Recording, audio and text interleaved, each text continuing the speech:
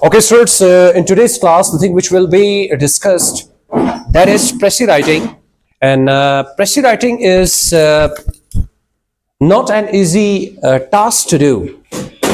First of all, you must understand the concept of Pressy, what this word is, from where we have taken this word. So first of all, the word Pressy, इसको Pressy भी कहते हैं, इसको Pressy भी पढ़ते हैं, ठीक है बेटे?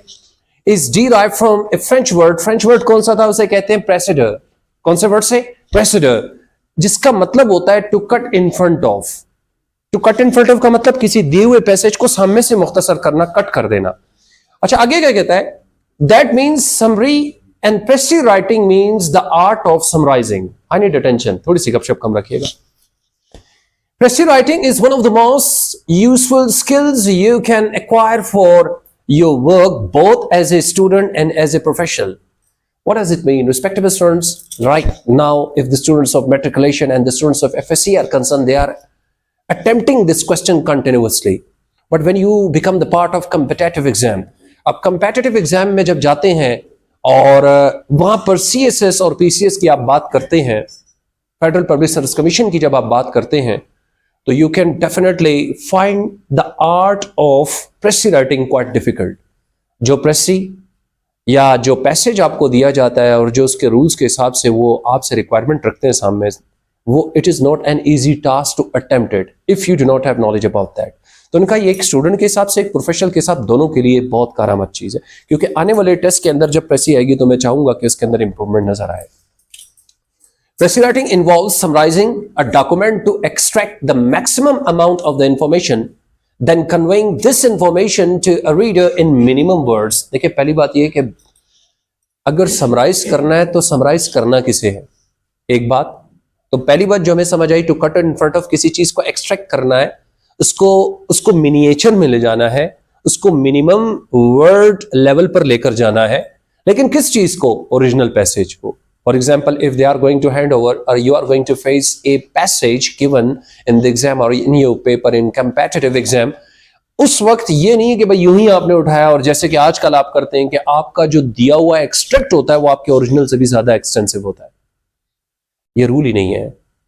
पहली बात ये कि जब आप कहते हैं to cut in front of, और दूसरी बात जो वर्ड यूज किया गया है कि एक्सट्रैक्ट, एक मैक्सिमम वर्डिंग वाली चीज को मिनिमम पर लेकर जाना है. और जब कोई बंदा वो दिए हुए पैसेज को पढ़े और आपके मुख्तसर किए हुए एक्सट्रैक्ट को पढ़े तो उसके मुंह से ये वर्ड निकलना जरूरी है कि दोनों का मतलब तो एक ही है.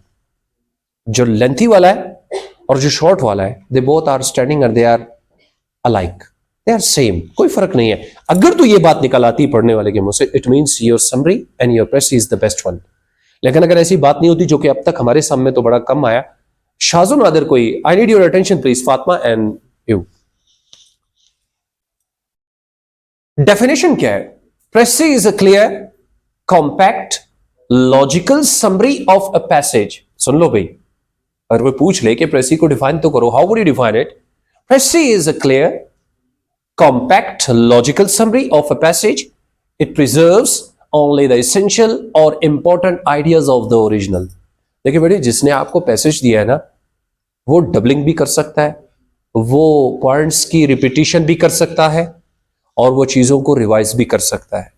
Now it will be upon you कि आप उस दिए हुए एक्सट्रैक्ट में से या दिए हुए पैसेज में से जिस डिटेल की जरूरत है उसमें से उतना मवाद निकाल पाते हैं या नहीं.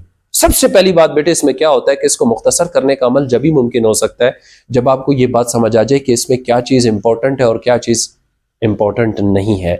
You are supposed to make the summarized, rather you are supposed to make a summary or the extract of the given passage in the light of important points. जो बात बाज़ औक़ात एग्जामिनर क्या करता है कि एक ही पॉइंट को कई रंगों में तकसीम करता है, एक छोटी सी बात को वो कई वर्ड्स के अंदर या कई लाइनों के अंदर ले आता है. फॉर एग्जाम्पल, मैं इसकी मिसाल देता हूँ. वो कहता है this place is quite dangerous place, whoever wants can enter this place any time. अब कितनी बड़ी बात है, कोई 2-2.5 लाइनें तो कहीं.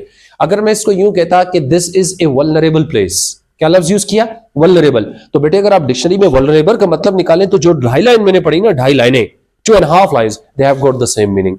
तो ये वाला टेक्स्ट सबसे पहले Pressy राइटिंग के अंदर आपका वर्ड के ऊपर कमांड होना, या आपके पास कुछ ऐसे छोटे शॉर्ट सेंटेंसेस हो जो बड़े शॉर्ट सेंटेंसेस को रिप्लेस करें, लेकिन हमारे बच्चों में अभी तक ये चीज नहीं आई। यहां तक कोई इश्यू कोई बता सकता है? What is a precis? It is a summarized form of the original paragraph, आप ये कह सकते हैं। In the light of original और एसेंशियल और इंपॉर्टेंट आइडियाज। ऐसा ना हो कि इंपॉर्टेंट आइडियाज ही आपसे चले जाए। आगे बढ़ते हैं बेटे। According to Oxford and Cambridge dictionaries, अगर आप डिक्शनरीज को पढ़े और आप प्रेसी की डेफिनेशन जाकर वहां से तलाश करें तो ये क्या कहती हैं? कहते हैं it is a short version of a speech और a piece of writing that gives the main points of और आइडियाज ऑफ आइडियाज। कहने का क्या मकसद है कि जो ओरिजिनल है उसके मेन पॉइंट्स को दोबारा लिखने का नाम है प्रेसी। कैम्ब्रिज कहती है precis is a short form of the text which briefly gives only the important parts. ये एक शॉर्ट और ब्रीफ टेक्स्ट है, आप कह सकते हैं ये मिनिएचर है जो लिखा गया है उसी बात को लेकिन मुख्तसर फॉर्म में, ओरिजिनल या आप कह सकते हैं इस ओरिजिनल मीनिंग के साथ, लेकिन इन अ शॉर्टन फॉर्म। तो साबित ये हुआ कि precis is the art of writing something in a summarized और एक्सट्रैक्टेड और अ शॉर्ट फॉर्म। आपने स्किम करना है इसमें से खास आइडियाज को, लेकिन इसके लिए भी कुछ चीजों का देखना जरूरी है। आगे बढ़ते हैं। Qualities of a good precis. सबसे पहले बेटे क्वालिटीज क्या होनी चाहिए, इनको अगर आप अब भी समझ ना पाए, so that will be quite difficult for you people to write a beautiful precis और कॉम्प्रिहेंशन। आपके लेवल पे तो मैं कॉम्प्रिहेंशन कहूं, लेकिन जो डिमांड्स वो कर रहे हैं वो प्रेसी वाली है basically. A good précis shows the writing skills of a person. It must have the following qualities. Number one, clarity. पहली क्या चीज है? Clarity. ये क्या चीज होती है? Clarity means getting your message across so that the receiver can understand what the writer is trying to convey. देखिए बेटे, जो समरी या जो एक्सट्रैक्ट या जो शॉर्ट पैसेज आप बना रहे हैं, अगर उसके अंदर क्लैरिटी नहीं है, वजाहत नहीं है, क्रिस्टैलिटी नहीं है, अगर वो क्लियर नहीं है, ऑब्वियस नहीं है, तो उसको समझने में मुश्किल होगी। आपका लिखा हुआ शॉर्ट पैराग्राफ पहली जो क्वालिटी इसके अंदर है वो क्लैरिटी होनी चाहिए। तो उसने क्या कहा? इट मस्ट बी अंडरस्टैंडेबल, कि जो पढ़ने वाला है वो उससे पढ़े और इसे पढ़े, कहा यार बात समझ आ रही, वाज़ेह हो रही है बात। कह रहे it is the basic and the essential need of a precis. The ideas should be clear and understandable. बार बार कह रहा हूं, ideas should be clear and understandable. There should not be any ambiguity, complexity, complexion नहीं होनी चाहिए, confusion नहीं होनी चाहिए in your writing. The writer can achieve clarity by using simple language. पहली बात, कौन सी लैंग्वेज यूज करनी है? सिंपल। देखिए बेटे, आपकी लैंग्वेज सिंपल से कॉम्प्लेक्स या क्रिटिकल कब बनती है? जब आप अपने जुमलों को शॉर्ट से लॉन्ग पे ले जाते हैं। बट एंड आपका कोई फुल स्टॉप, कोई कोमा, कोई सेमीकोलन, कोई ट्रांजिशन डिवाइस आप यूज ही नहीं करते।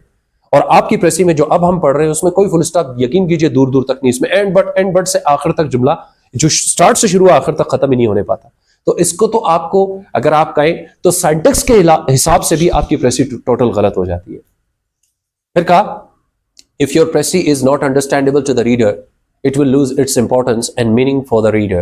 क्या होगा कि अपना मतलब और अपनी जो बेस है और अपना जो चार्म है वो खो बैठेगी। आप एक चीज लिख रहे हैं, आपके सामने ओरिजिनल लिखा हुआ है और ओरिजिनल में से आपको कहा कि एक्सट्रैक्ट करके इसको शॉर्ट फॉर्म में लिखें। आपने जो कुछ लिखा, अगर आपने से उनमें से खास पॉइंट्स को निकाल दिया और जो एसेंस था वो आपके पास नहीं रहा और अनएसेंशियल पॉइंट्स को आपने इंक्लूड कर लिया, आपने पैसेज बना तो लिया but that is other than that one. जो पढ़ने वाला है उसे पढ़ेगा, इसे पढ़ेगा, कहेगा दोनों के अंदर जमीन आसमान का फर्क है। वो कुछ कह रहा है और ये कुछ कह रहा है। पहली क्या चीज है बेटे? क्लैरिटी। तो आसान लफ्जों में क्या कहें? It should be understandable and clear. कि भाई इतना आसान हो कि मैं इसे पढ़ूं तो आसान हो। तो आसान जब ही होता है बेटे जब सेंटेंस आपके शॉर्ट होंगे। करेक्टनेस, दूसरी बात क्या है? करेक्टनेस, दुरुस्तगी। वो कहां से आएगी? कहते हैं mistakes in your writings always irritate the readers. Of course mistakes are never intentional, जानबूझकर कोई भी नहीं करता, अनइंटेंशनली होती है। Even so there is no excuse for them.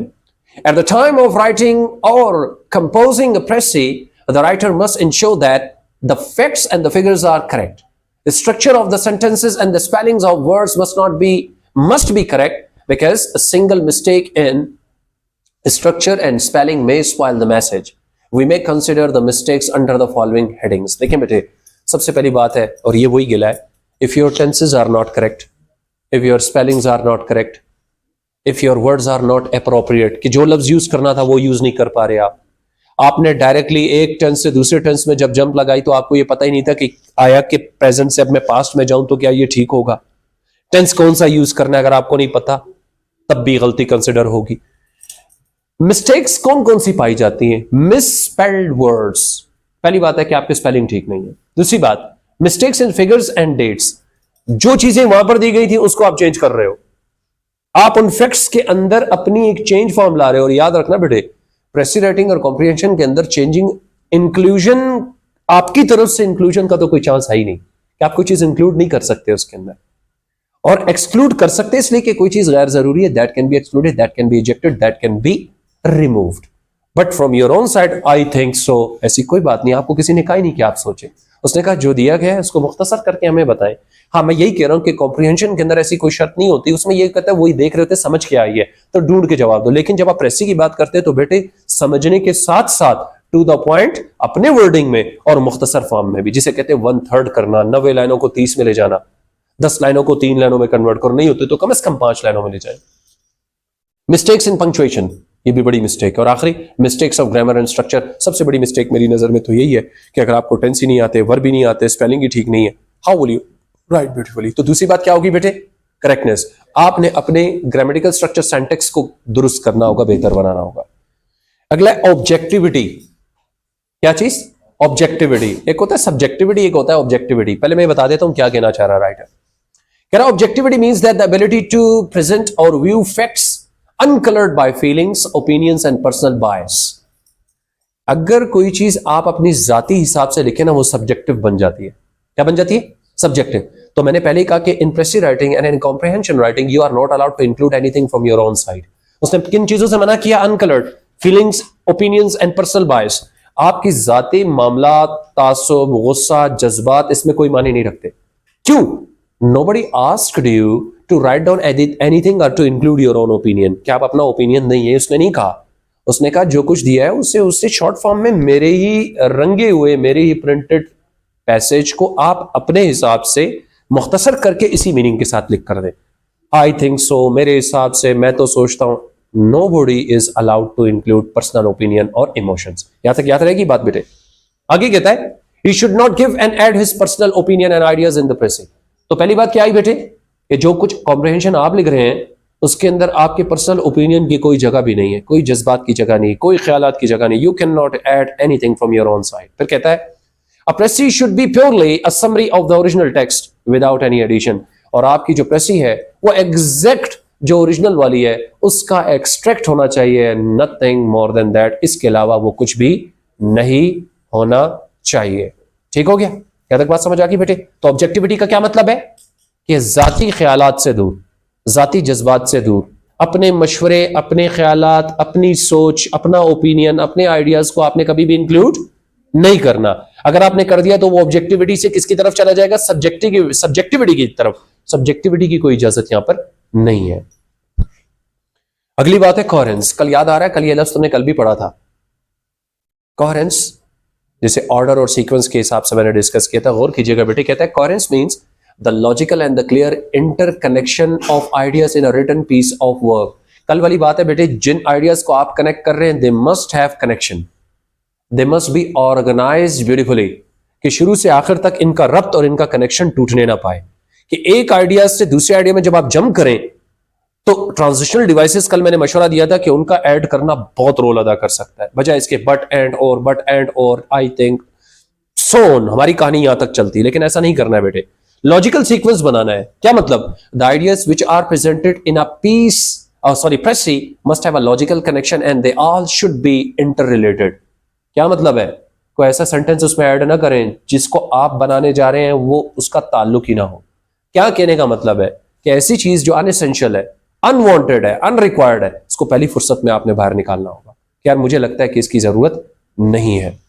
फिर कहा in short we may say that the ideas should be well knitted, अच्छी तरह जुड़े हों, so that the writer may not be confused and lose his interest. कि शुरू से आखिर तक पढ़ने वाला अपनी जो बात है उसमें अपना जो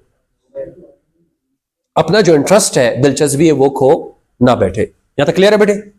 ये इसलिए मैं इस पे कम तवज्जो दी क्योंकि कल ये बात हो चुकी। कंप्लीटनेस, सुन लो भाई, I need attention of everybody. Another skill और striking feature of a good precis is completeness. क्या मतलब है?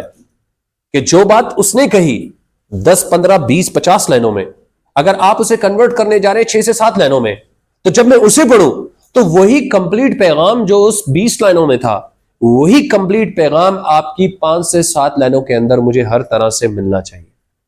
इसे कहते हैं कंप्लीटनेस। क्या कहता है? कहता है precis should be complete in all respects. Completeness means that the writer should include all the important facts in the प्रेसी।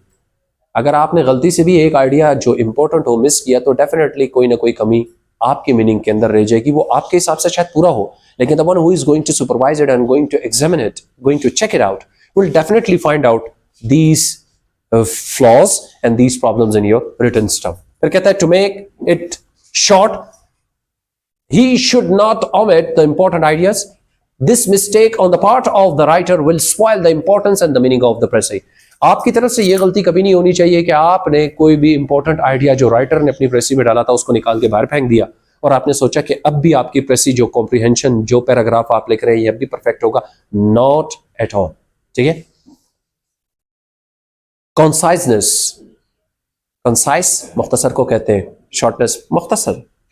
देखिएगा कहते हैं conciseness is a desirable quality of a good प्रेसी writing. 1/3 वाली बात कर रहा हूं, 1/3 वाली कह रहे conciseness means to say all that needs to be said and no more. जितने की जरूरत है उतनी बात करें। क्या मतलब? Be brief and to the point. No need to discuss और write down anything that is unwanted. देखो बेटे, आप कैसे उसकी इस रिक्वायरमेंट से मिलेंगे कि precis should be the 1/3 of the original one. असल रिक्वायरमेंट बेटे वो लिखे ना लिखें, लेकिन ये बात उनके दिमाग में होती है और हमारे दिमाग में भी होती है when we are going to mark your papers. तो 1/3 का मतलब क्या है कि सर अगर 100 लाइनें तो मैं कितनी बनाऊं? मैं कहता हूं कम से कम 35 पे तो जाओ। लेकिन it is quite difficult our task के एक बंदा जो न्यू राइटर है, जो अभी इनिशियल स्टेजेस पे है, वो कम से कम अगर 50% भी कर ले, वो उसका 60% भी कर ले, रिक्वायरमेंट तो वही है कि आपने 1/3 करना है। लेकिन मैं अगर आसान लफ्जों में कहूं तो that should be the shorter form of that one, उससे कम से कम मुख्तसर हो। लेकिन जो प्रेसी आप लोग बना रहे वो आपके ओरिजिनल से भी ज्यादा बड़ी बनती है। वो उस पर कम से कम अगर कोई चेक करे तो बोर्ड में कोई नंबर देने वाला नहीं है। और आगे कहता है the writer should write what is necessary and avoid writing unnecessary details. A concise piece of work conveys the message in the fewest possible words, but one point must be kept in mind that the writer should not omit some basic and essential facts to achieve conciseness. बाज़ वक़्त बंदा ये सोच रहा होता है कि यार मैंने क्या करना है, प्रेसी बनानी है, मुख्तसर करना है, तो उसके दिमाग में सिर्फ ये एक पॉइंट फिट हो जाता है कि मुख्तसर करना है, तो वो जैसे तैसे उसको मुख्तसर करने के पॉइंट पर लग जाता है। और मुख्तसर करने के चक्कर में क्या होता है कि वो सारी की सारी जो खास पॉइंट्स उनको छोड़ देता है। इसको यहाँ तक रखते हैं बेटे, इंशाल्लाह फिर आगे बढ़ूंगा। Thank you.